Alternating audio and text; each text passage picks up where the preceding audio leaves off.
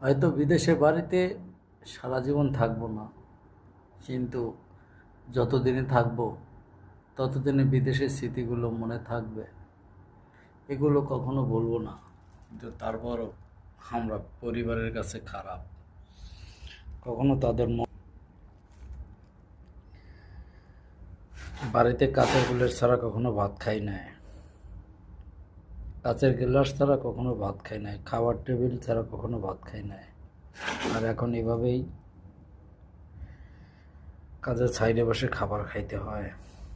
যদি একবার পিছনের কথাগুলো মনে করি তাহলে চোখের জল। কিন্তু আমরা তো পরিস্থিতির শিকার। 2 টাকার মায়ায় 10 টাকা দিয়ে ফাইসা গেছি। না এসে উপায় নাই, আসার পরে না থাইকা উপায় নাই। তবে ইনশাল্লাহ অতি শীঘ্রই বাড়িতে যাব, চলে যাব, বেশি দিন থাকবো না। কারণ এত কষ্ট মানুষের পক্ষে করা সম্ভব না, কিন্তু যারা করতেছে তারা আমার মতোই বিপদে পড়ে করতেছে। আইসা পড়ছে, কি করবে?